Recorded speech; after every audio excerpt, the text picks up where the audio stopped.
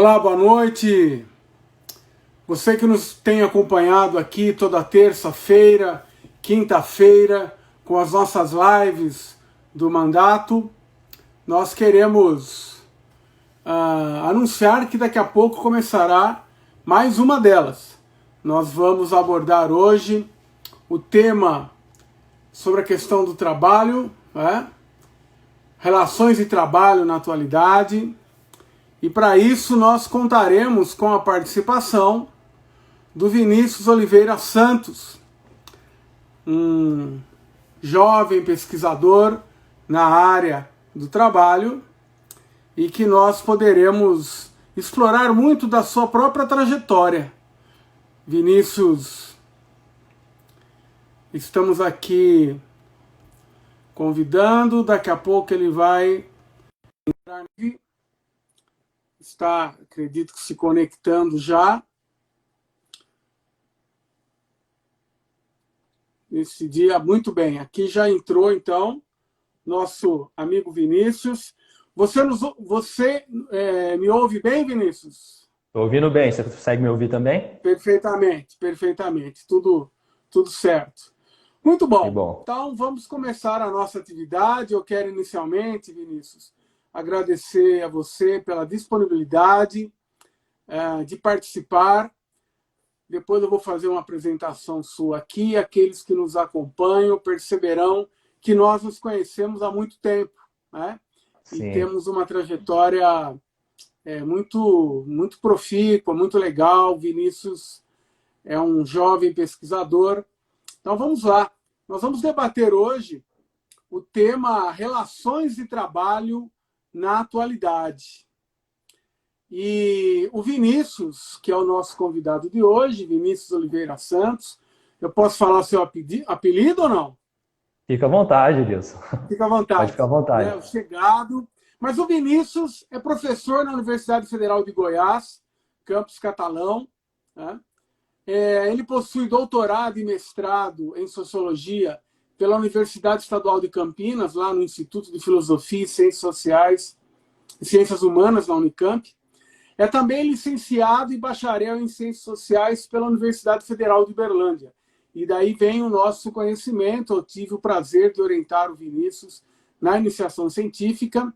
E ele é um caso único na minha trajetória, porque ele terminou a iniciação científica e a graduação um mês antes de acabar o seu período de bolsa, porque ele já tinha ingressado no mestrado na Unicamp. Né? É um caso único na minha trajetória.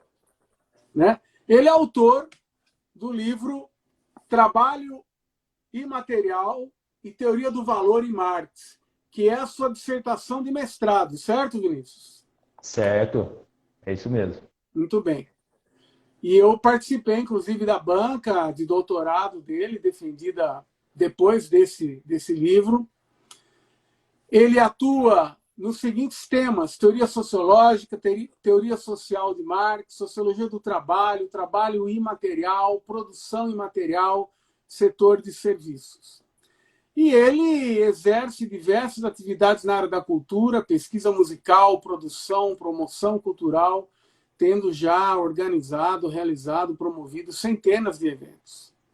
Então, Vinícius, eu quero, antes de passar as perguntas, te passar a palavra para você dar aí uma boa noite para os nossos amigos internautas que nos acompanham. Boa noite, Edilson. É uma grande satisfação estar dialogando com você aqui nessa noite. Fiquei muito feliz com o convite. Queria dar boa noite também aos amigos, alunos que eu estou podendo ver, acompanhar. Muito obrigado a todos. E, em primeiro lugar, Edilson, antes de tudo, eu queria te parabenizar pela forma de vereador. Eu tinha combinado com o Luiz Paulo que eu faria isso pessoalmente, indo no seu gabinete, só que, infelizmente, essa pandemia não me impediu de ir, mas gostaria de dar o parabéns para você e parabenizar também pelo excelente trabalho que você tem feito na Câmara, vereadores da cidade de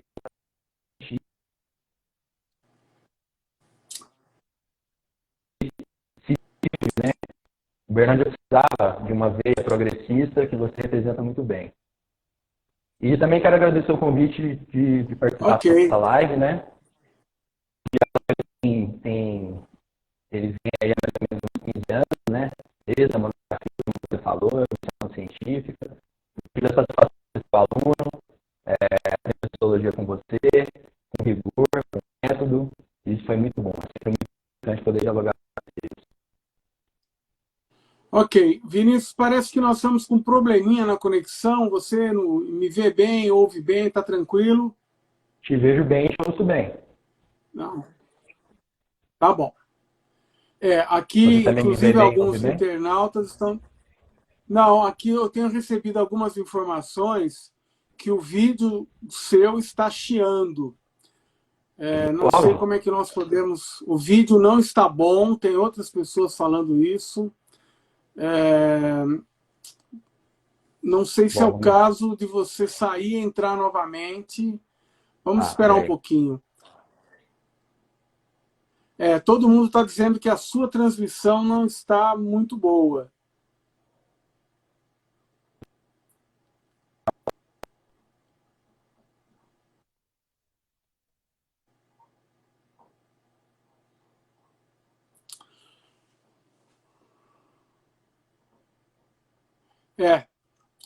Vinícius, eu vou dar uma proposta para você.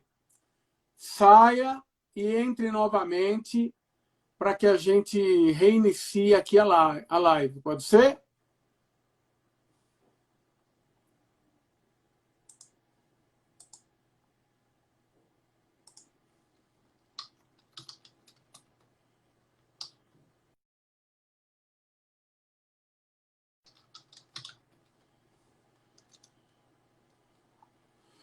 Muito bem.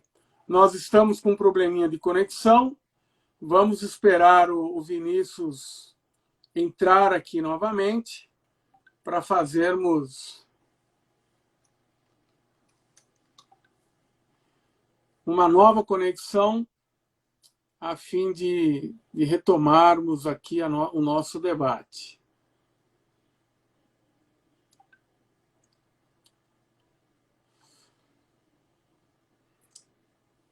Vamos aguardar mais um pouco. Peço paciência para vocês. O Instagram está congestionado, né? A internet está sobrecarregada. Nós estamos descobrindo nessa fase aqui da pandemia que não está fácil a vida daqueles que dependem da internet, como nós temos tentado fazer. Então, mais um pouquinho para o Vinícius poder entrar novamente.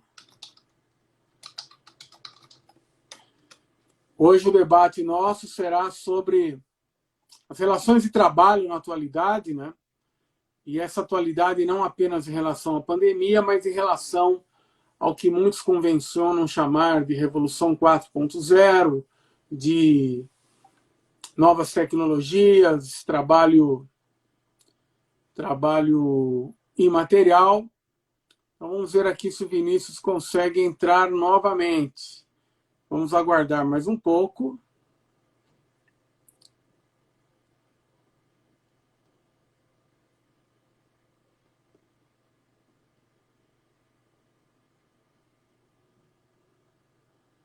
Estamos tentando restabelecer a conexão.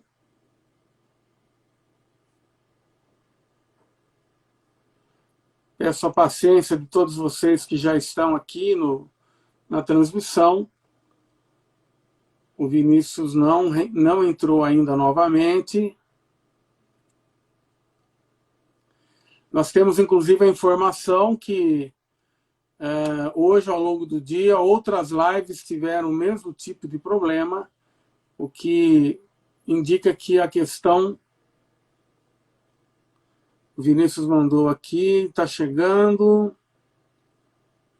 Vamos ver. Ok, entrou novamente. E Isso aí, faz tá melhor parte... agora? Melhorou. Quanto mais próximo ao modem você estiver, melhor. Então, vamos dar continuidade. Agora a qualidade está boa. Vinícius, Vamos lá. eu gostaria de iniciar essa live perguntando para você o seguinte. Você é um pesquisador que tem atuado muito na análise do trabalho imaterial. E certamente ao longo da live, quem quiser fazer pergunta, fique à vontade. Aqui na parte de baixo do celular existe um ícone, um quadradinho aí com um ponto de interrogação. Esta é a melhor forma para enviar perguntas, porque os comentários que vão rolando aqui, eles rolam rapidamente, não é a melhor maneira. Então, Vinícius, dentro desse seu tema de pesquisa, eu gostaria de saber o seguinte: quais são as formas de trabalho que, em geral, são denominadas de trabalho imaterial? Essas formas de trabalho significam que não seria mais o trabalho humano aquele que produz valor? Bom, Edilson, antes de tudo, é importante a gente salientar que essa perspectiva que a gente tem do trabalho imaterial, ela é, antes de tudo, científica. Então, eu considero que seja importante a gente pontuar isso, porque nesse contexto de proliferação de fake news e de descrédito da ciência, a gente tem que afirmar que, quando a gente está falando de trabalho imaterial, a gente está falando de um conceito criado para entender a realidade de uma forma científica, que tem método, tem pesquisa envolvida. Eu estou falando isso para você, você sabe disso, né? Você acompanha toda a minha trajetória, mas eu acho que é importante a gente falar isso para as pessoas que estão se conectando. Tem alguns alunos aqui que são alunos meus na disciplina de metodologia, e eu sempre gosto de deixar isso muito claro. Então, muito bem. Do ponto de vista conceitual, né, que a gente chama de trabalho material, a gente faz isso de uma perspectiva absolutamente científica. E a sua pergunta sobre o que quais são as formas de trabalho material, ela vai ser respondida aqui por mim de duas formas. A primeira dela é falando que a gente chama de trabalho imaterial, se chama na sociologia do trabalho, de trabalho imaterial, todas as formas de trabalho que não se materializam em uma mercadoria específica, ou que o conteúdo do trabalho se materializa numa mercadoria material, mas esse trabalho tem uma perspectiva e um resultado imediato imaterial. E dou um exemplo para diferenciar essas duas formas. A primeira delas, o trabalho docente, o trabalho de um professor. Quando o professor dá uma aula, essa aula não se materializa em nada. O resultado imediato do trabalho é a própria aula. Ao contrário, uma pessoa que cria o design de um celular, por exemplo, ela projeta intelectualmente.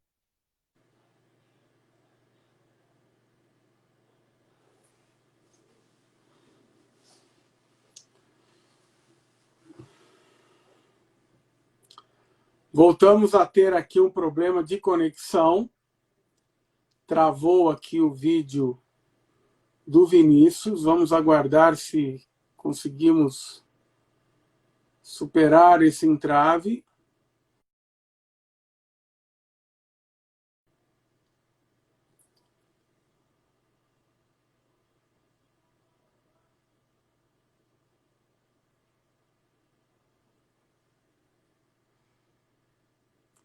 A internet hoje está muito ruim, de fato, mas nós estamos tentando uma nova conexão com o Vinícius. Já pedimos aqui novamente.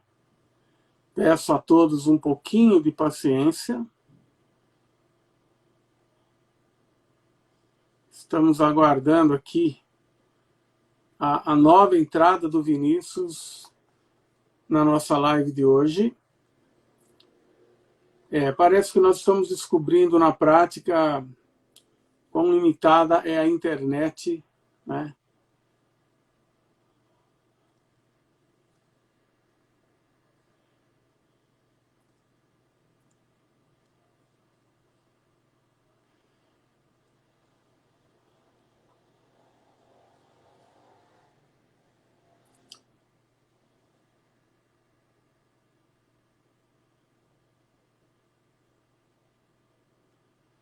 Estamos tentando a reconexão.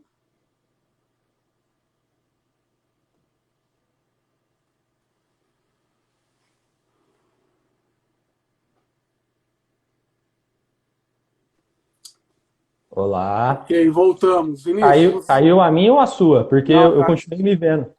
Não, caiu a sua. A minha conexão aqui está estável. Mas tudo bem. Vamos respirar fundo. Essa imaterialidade da internet é um problema muito sério. A última coisa que todos nós conseguimos ouvir, você estava dando o exemplo da aula de um professor e estava iniciando a abordagem de quem desenvolve o design de um celular, por exemplo. Isso. Quem desenvolve o design de um celular, ele projeta intelectualmente esse projeto de design, só que esse design ele é usado para produzir uma mercadoria material. Ou seja, esse trabalho imaterial do design, ele é incorporado em uma mercadoria material. Isso não diz respeito e isso não anula o fato desse trabalho ser imaterial. Então, é necessário que você faça essas duas diferenças entre o trabalho imaterial, né? Aquele cujo resultado é imaterial de fato e aquele cujo resultado imaterial vai fazer parte de mercadorias materiais. E existem vários tipos de exemplos que a gente pode citar, né? Em relação a esses tipos de trabalho. Mas eu gostaria de salientar aqui, né, que existe uma tipologia desses trabalhos imateriais, né, que são o trabalho informacional, o trabalho de comunicação, o trabalho artístico, o trabalho em aplicativos, todo o trabalho que ele é oriundo de afetos e interações humanas, como serviços médicos, trabalhos de enfermagem, trabalhos de gestão, uma infinidade de trabalhos, né? E tem um dado recente, Edilson, que demonstra que hoje em dia cerca de 60% da força de trabalho mundial exerce funções que nós consideramos imateriais, certo? Então, esse é um primeiro ponto, né? Você queria falar alguma coisa? Quer falar alguma coisa? Não, pode Posso continuar. continuar? Tá, e desse ponto de vista, a gente pode incluir também nos trabalhos imateriais serviços financeiros, o trabalho no comércio, o trabalho nos transportes, trabalho comunicativo de telemarketing, teletrabalho, enfim, uma gama muito ampla de atividades que podem ser enquadradas nesse tipo de trabalho imaterial. Existem aqueles que conceituam o trabalho imaterial através de serviços, né? Eles usam o termo serviços, como é o caso de alguns teóricos da economia, devido àquela clássica distinção que tem o seu valor, mas eu não considero adequada para o nosso debate aqui hoje, que é a diferença entre agricultura, fábrica e serviços, né? Só que, do ponto de vista da sociologia, é mais exato a gente chamar esses trabalhos de trabalho imaterial.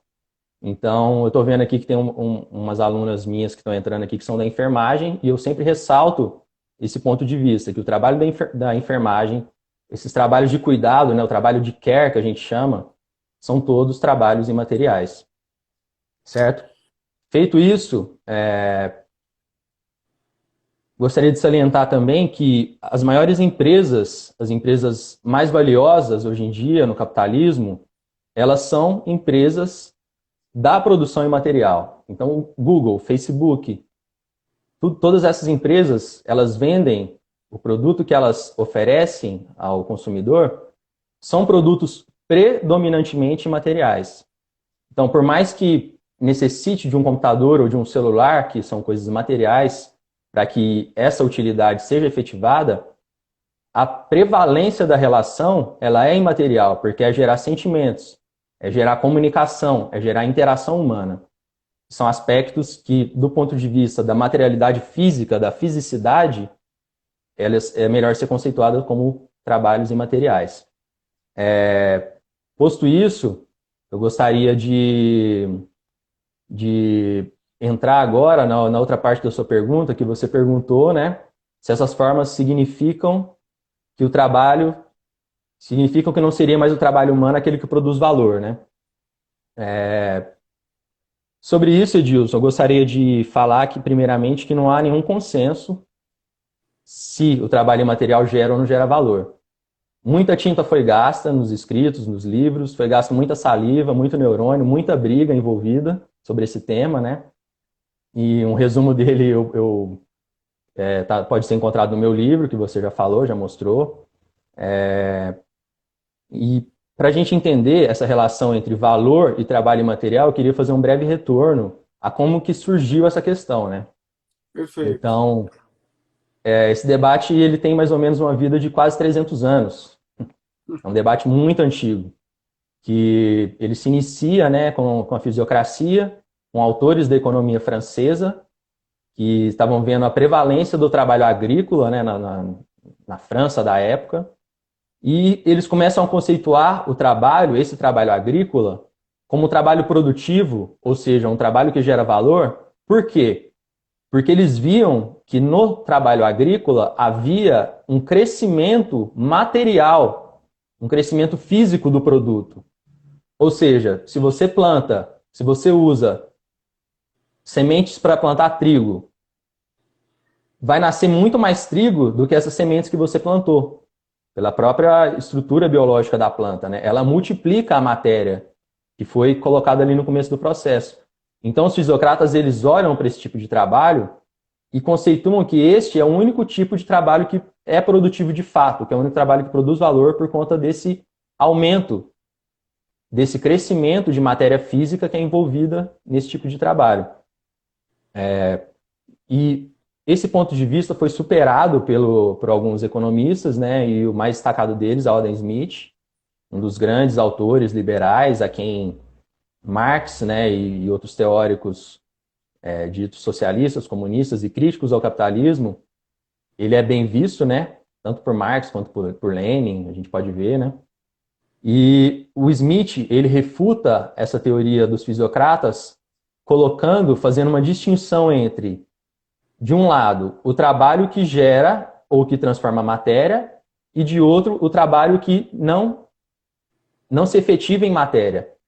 Porque para ele, o produtivo era aquele trabalho cujo resultado pudesse ser vendido em outro lugar que não o espaço produtivo.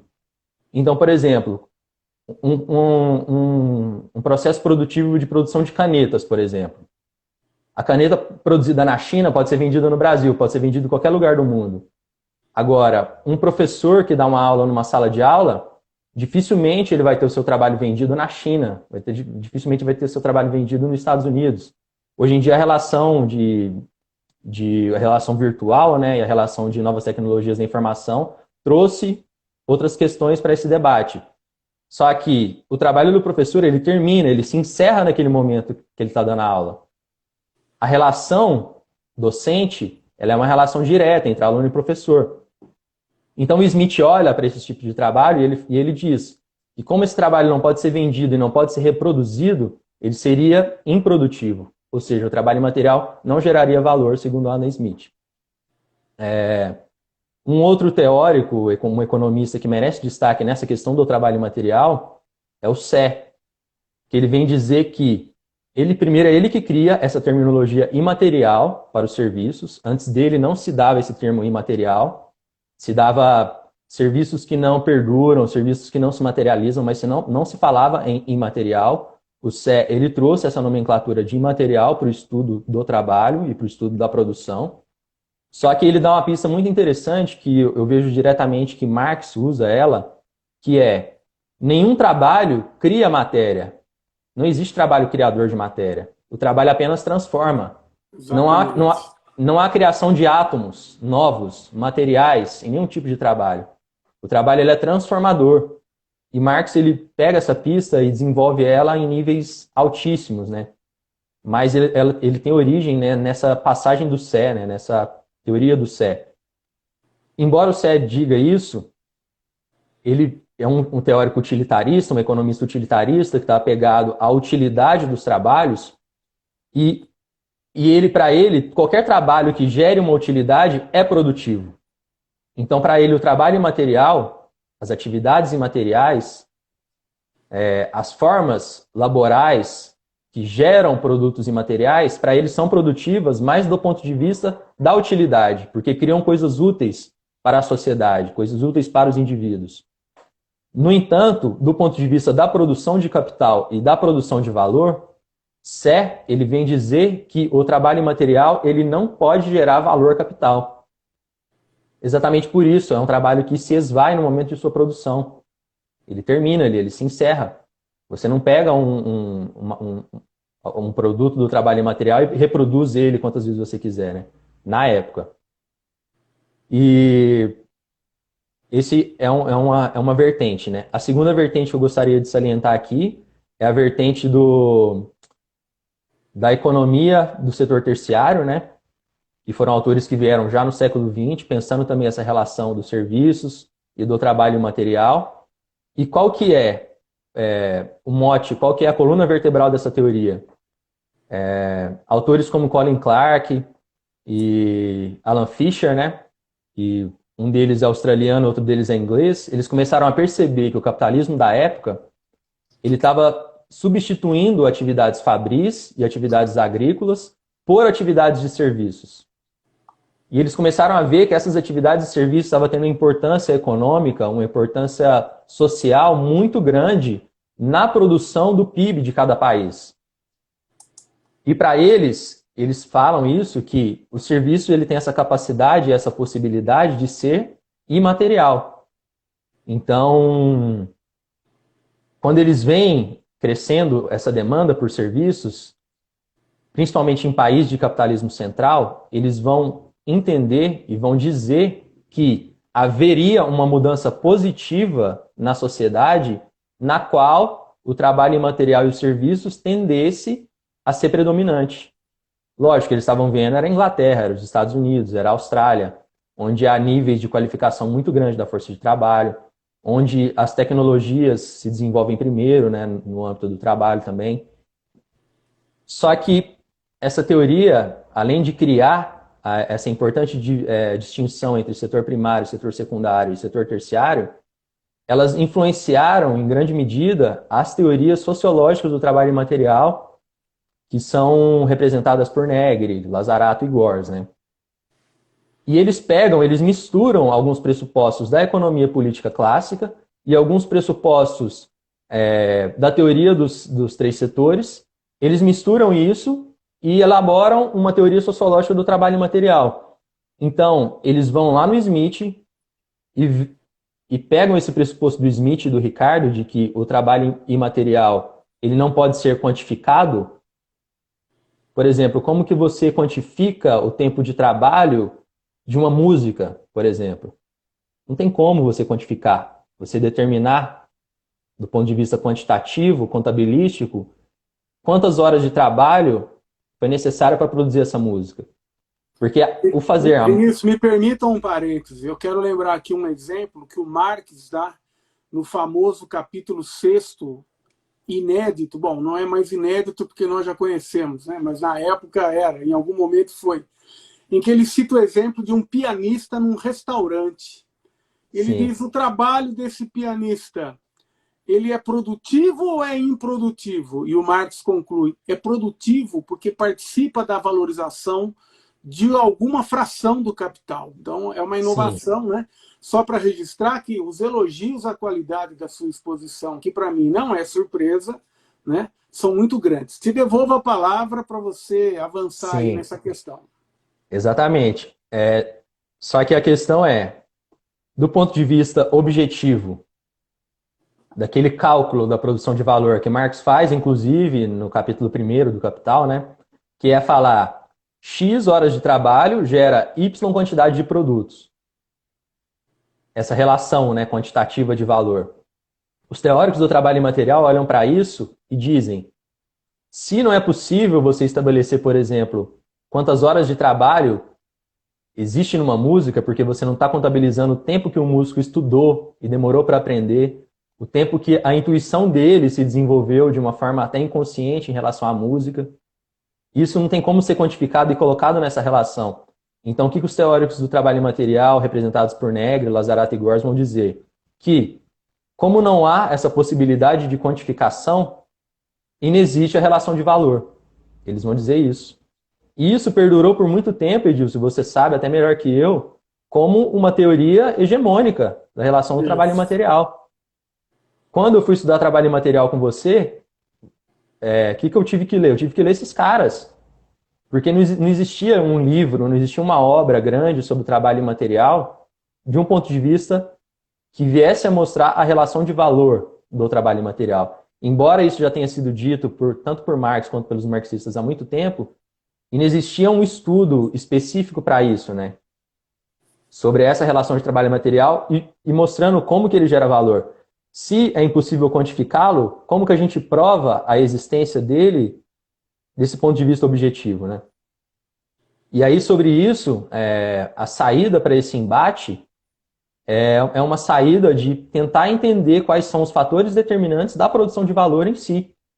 E um autor seminal para a gente entender essa questão é o próprio Marx, a gente entender o que é a lei do valor em Marx.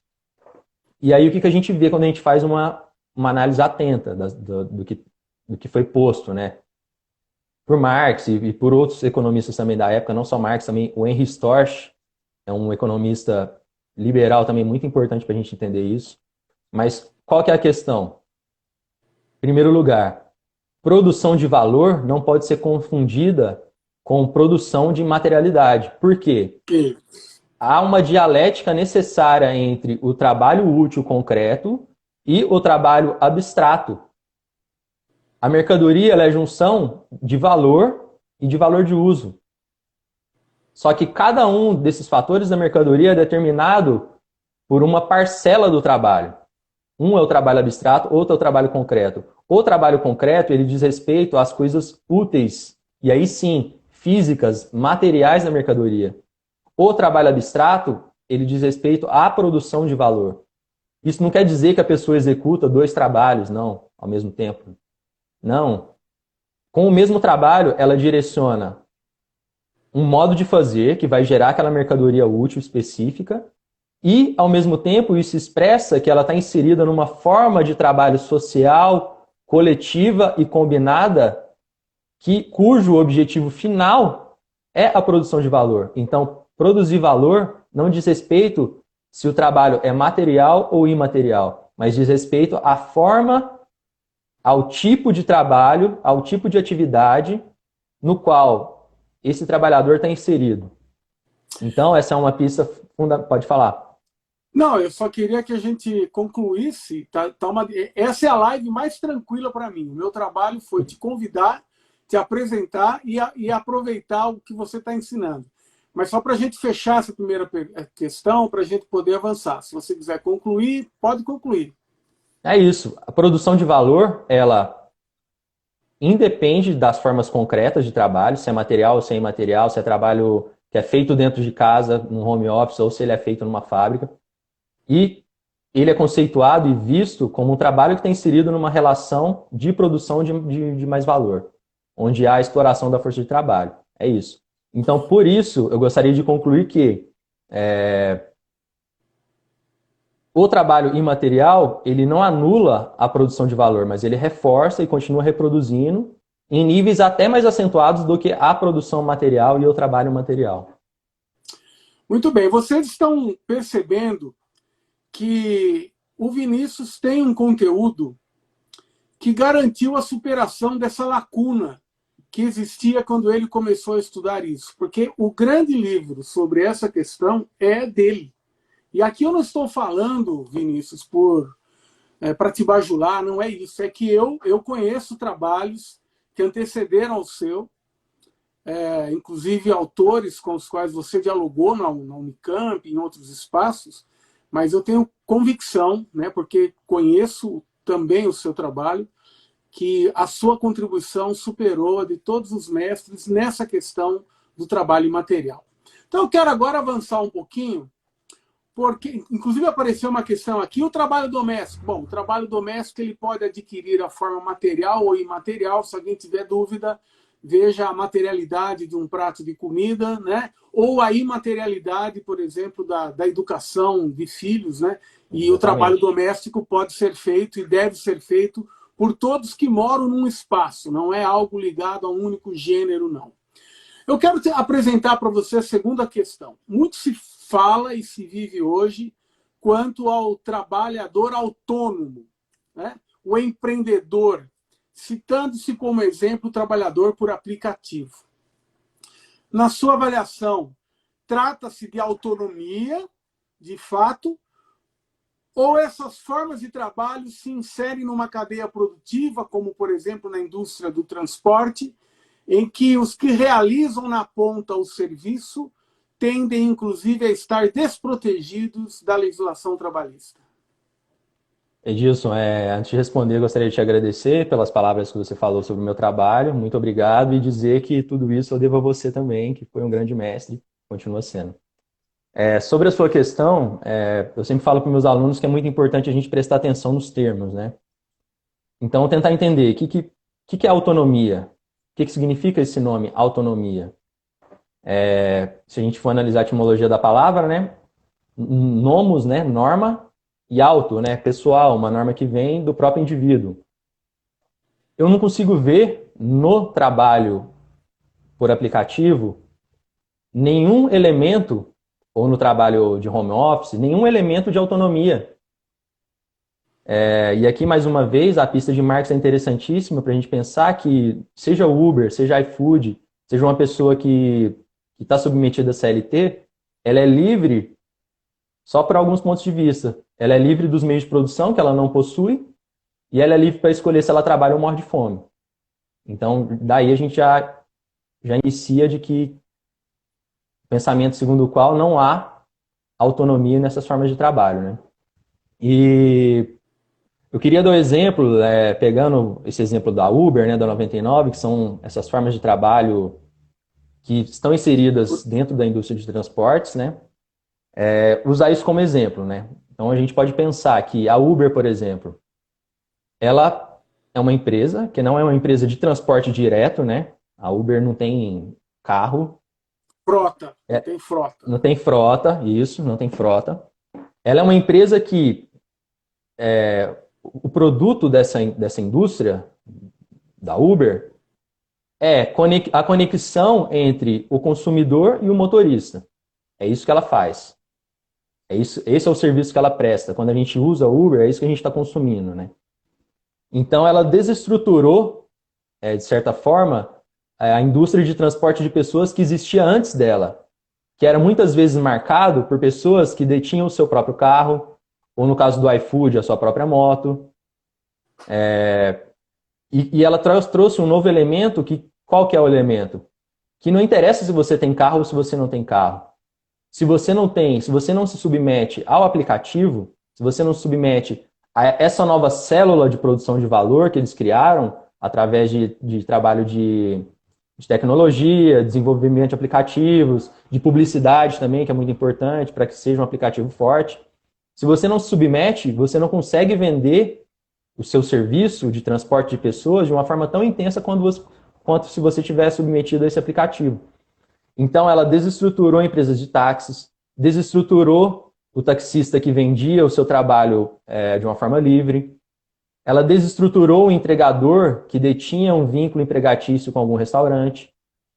Então, essa forma de consumo e de transporte por aplicativos, ela vem e ela insere um novo fator e uma nova necessidade, ela cria uma nova necessidade e, através dessa nova necessidade, ela cria um outro ambiente produtivo de produção de valor também.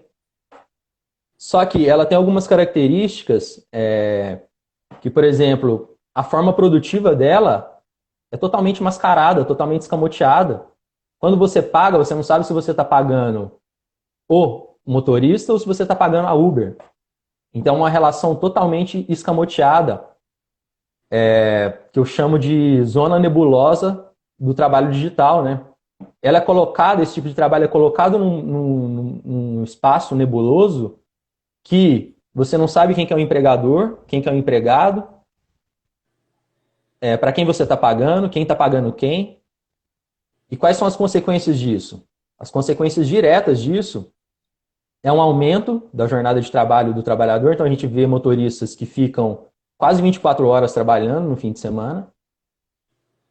A exposição desse trabalhador a certas vulnerabilidades e contradições sociais, né? No caso da violência, se for mulher, assédio. O trabalhador ele perde a autonomia de poder circular do ponto de vista aonde ele quer, qual que é o ponto dele, ele é retirado dele essa relação, né? A gente tinha contatos, o taxista tinha um ponto, ele estava sempre lá. A Uber não existe isso. Então ela desestrutura toda essa estrutura, né, essa base que tinha o trabalho de transporte de pessoas e coloca num nível totalmente nebuloso, onde a legislação trabalhista não consegue alcançar, onde é difícil você processar a empresa caso aconteça algum problema com o trabalhador durante a execução do seu trabalho, né? Então a gente vê aí as notícias de trabalhadores do iFood, por exemplo, que sofrem infarto, acidente cardiovascular durante seu trabalho, e o aplicativo ainda continua exigindo que ele entregue isso. Então, não há, do ponto de vista da autonomia do trabalho, nenhum ponto que permita a gente afirmar que houve uma superação da heteronomia nesse tipo de trabalho de aplicativo.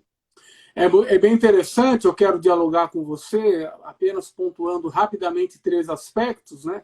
Começando por esse último. Não há autonomia desse trabalhador, porque ele tem que trabalhar sob os parâmetros de quem, na verdade, o contrata. Contrata ainda que seja de toda essa forma precarizada.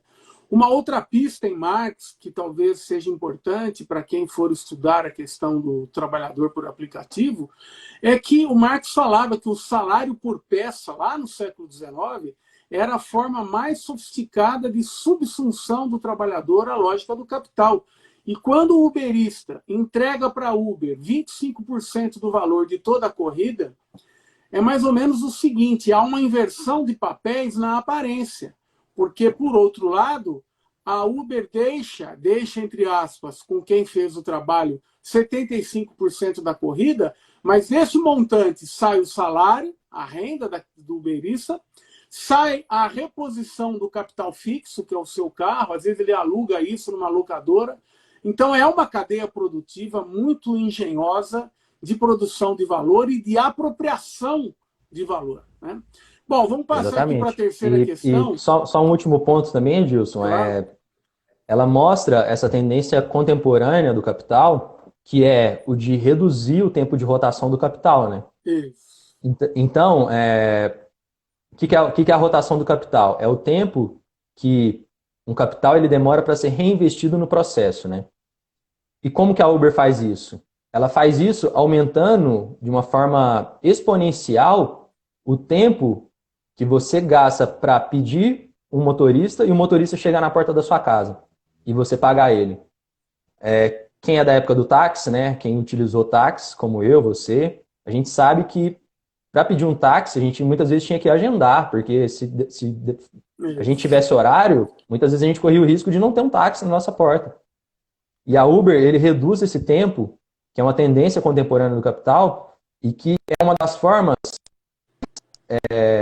importantes, hoje em dia, de ampliar essa produção de mais valor, que é a redução entre produção e consumo. E essa é uma pista que o Marx dá no livro 2 do Capital, quando ele dá a fórmula da indústria de transportes, né? A Uber, ela entra...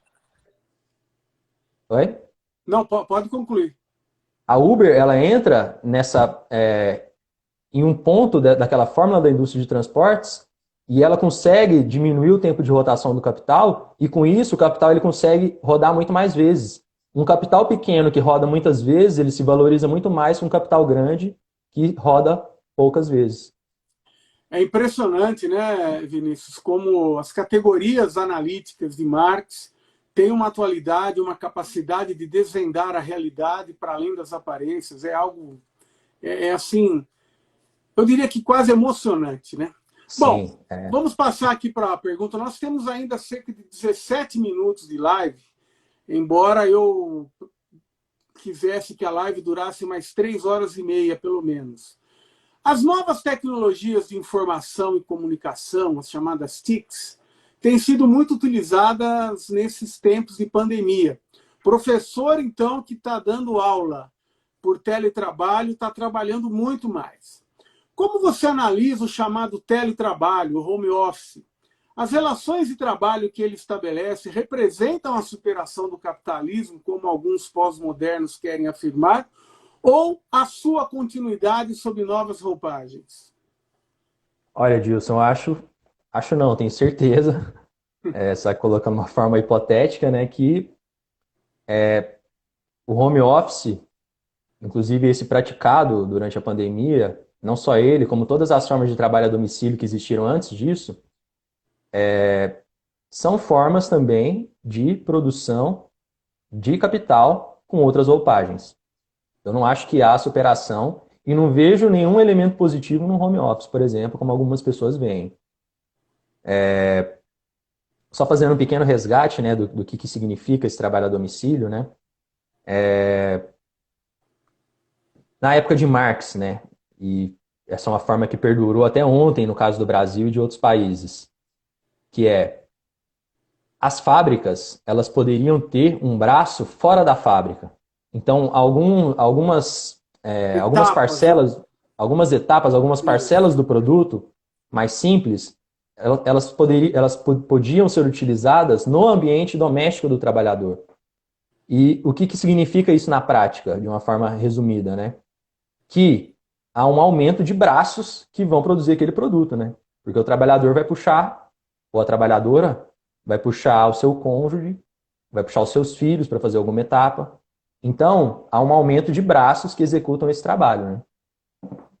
E a indústria têxtil brasileira, até ontem, tinham etapas que eram produzidas assim, né? Que eram produzidas em trabalho em domicílio. A indústria Qual que é calçadista em Franca, em ela Franca tem isso. também? A Vera Navarro demonstrou isso à exaustão em seus trabalhos. Também. E qual que, para mim, é a grande diferença entre esse trabalho doméstico, fabril, que sempre existiu na produção capitalista, e o teletrabalho que está sendo impulsionado agora? A principal diferença a primeira delas, é em questão a complexidade informacional do trabalho, né? O teletrabalho ele é feito através de internet, computador, né, teleoperações, vários tipos de serviços são prestados assim. E ele permite que haja um controle muito mais intenso do trabalhador, do tempo que o trabalhador está despendendo para a produção, da qualidade do serviço prestado. Ele permite que o capital mantenha os seus tentáculos de controle sobre o trabalhador de uma forma muito mais intensa do que essas formas de trabalho fabril, que tinha a forma de controle principal, que era da qualidade material do produto mesmo, né? E da quantidade de produto que foi produzido. Então, por exemplo, você deu o exemplo do trabalho do professor. Uma aula que é gravada e passada para os alunos, supervisores, coordenadores pedagógicos, diretores e donos de escola têm a possibilidade de investigar e de controlar e de influenciar o trabalho docente de uma forma muito mais tênue, muito mais tênue não, muito mais intensa, né? E ele aumenta, ao mesmo tempo, o tempo de trabalho que é despendido em relação ao trabalho fora de casa. Porque o professor, ele não vai mais só dar aula, ele precisa ter cuidado com o vídeo, precisa gravar o vídeo, se necessário, precisa editar o vídeo, precisa enviar. Então, há uma ampliação e um aumento da jornada de trabalho e do tempo de trabalho despendido nessa produção do teletrabalho, do home office. Então, eu vejo que ao contrário do que algumas pessoas falam, essa é sim uma forma de intensificar o controle capitalista sobre o trabalho. E não vejo como uma superação, não. Eu vejo como uma continuidade, como uma reprodução. É muito importante. Existe um autor marxista português, João Bernardo, que, referindo-se a uma reestruturação produtiva anterior a esta que vivemos, apresenta uma ideia muito fecunda, na minha opinião. Ele fala de uma recombinação inventiva das formas absoluta e relativa de se extrair mais-valia. Eu acho que é uma boa pista para a gente entender os tempos atuais. Bom, mas vamos falar de alguma coisa que projete, para além dessas mazelas que já duram 200 e poucos anos na história da humanidade. É pouco tempo, viu, Vinícius? O feudalismo durou cerca de 1000 anos, os senhores feudais achavam que era natural, era insuperável e acabou, né? Edilson, só uma questão aqui antes da gente Claro. passar para esse ponto, que falando desse trabalho de home office, né, desse trabalho doméstico, como que ele amplia diversas desigualdades, né? Diversas desigualdades que são intensificadas, né, no seio da produção de capital. Uma delas é que teve uma pesquisa recente que apontou que cerca de 80% da força de trabalho brasileira corre o risco de perder a sua renda nesse momento de pandemia. Ou seja, Exatamente. 80% da população nacional não tem esse privilégio de poder executar o seu trabalho em casa, né? Então tem essa questão da desigualdade de classe, né? Que vai aumentar. E tem também a desigualdade de gênero, né? Perfeito. Muitos lares são comandados pela mulher e ela precisa, com o fechamento de escolas e creche, ela precisa ampliar o tempo dela de trabalho doméstico, desse trabalho que se chamou por muito tempo de reprodutivo, né? E que do ponto de vista da produção direta de valor ele é improdutivo, ela precisa ampliar. Então acaba que há uma intersecção meio contraditória entre o tempo de trabalho improdutivo destinado ao lar e o tempo de trabalho produtivo destinado às empresas, né? Então, essa é mais uma faceta, né, que mostra que esse teletrabalho ele amplifica as desigualdades, né, e não reduz. Desculpa ter te interrompido. Muito bem colocado por você. Acho que é um apontamento decisivo. Bom, eu vou fechar com uma pergunta, e evidentemente nós temos ainda cerca de... Eu peço que você, nessa resposta, dedique no máximo uns 5 minutos, porque eu quero terminar a live com uma observação sobre algo que aconteceu em Uberlândia no dia de hoje. É o seguinte, Vinícius. O Marx, lá nos Grundrisses, ele faz uma análise sobre uma possibilidade de sociedade na qual o tempo de trabalho deixaria de ser unidade de valor. Mas aí é uma longa citação, você a conhece, e ele diz assim, olha, mas isso aqui supõe a superação das relações sociais de produção capitalistas, né? Então eu pergunto para você o seguinte, sob as relações sociais de produção do capitalismo, trabalho assalariado, propriedade privada dos meios de produção, agora o trabalho assalariado disfarçado com essa ideologia do empreendedorismo, é possível vislumbrar que a tecnologia seja colocada a serviço de jornada de trabalho menor, de forma que todos tenham trabalho, mas todos trabalhem menos? Olha, Gilson, é uma questão bem complexa essa, né? Eu vejo que dentro da relação capitalista, não, é impossível. É impossível que a tecnologia seja colocada dentro do modo de produção capitalista de forma a reduzir a intensidade do trabalho ou reduzir a jornada de trabalho. A gente tem visto que o desenvolvimento do trabalho por aplicativo ele tem aumentado o tempo de trabalho. Tem uma pesquisa que saiu recentemente que mostra que o tempo de trabalho social por habitante hoje ele é muito maior do que o do feudalismo, por exemplo.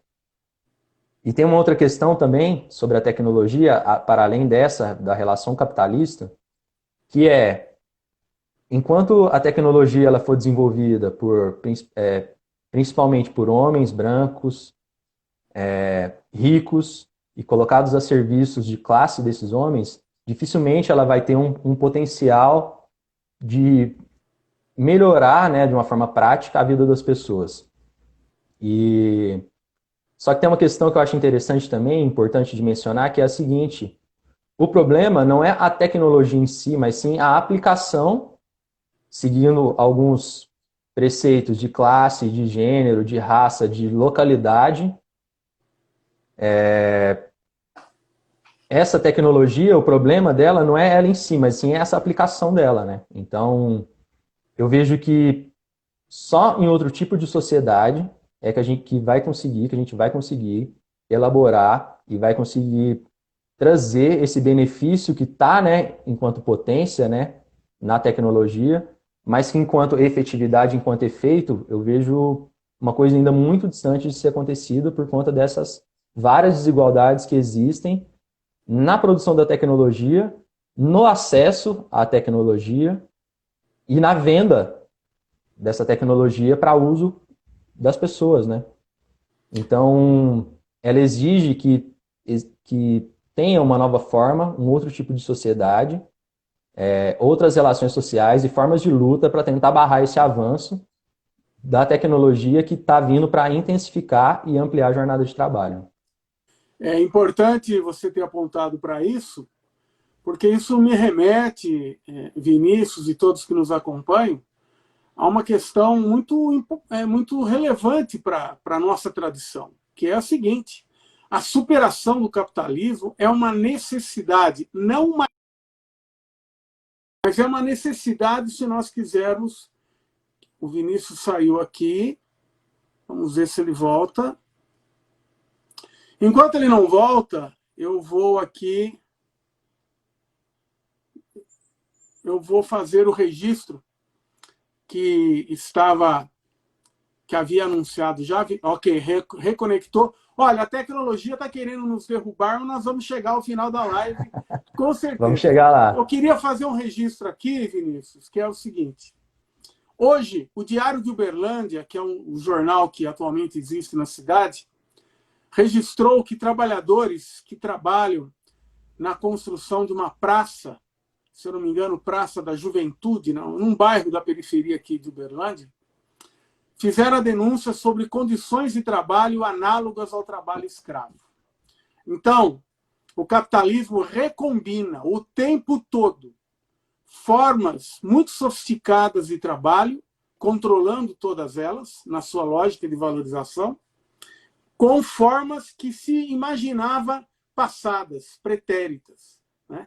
Então, esse é o registro que eu quero fazer aqui. Estamos caminhando para o final. Eu já quero deixar o convite para que vocês nos acompanhem na próxima quinta-feira, dia 30 de abril. Será uma live com o professor Luciano Mendes de Faria Filho, da UFMG, que abordará o tema Desafios para a Educação em Tempos de Pandemia.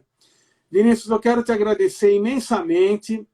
Essa live depois será disponibilizada no nosso canal no YouTube. Eu vou veicular o link para isso e te passo a palavra para você fazer aí as suas considerações finais e a sua despedida. Eu acho brilhante esse apontamento que você fez, né?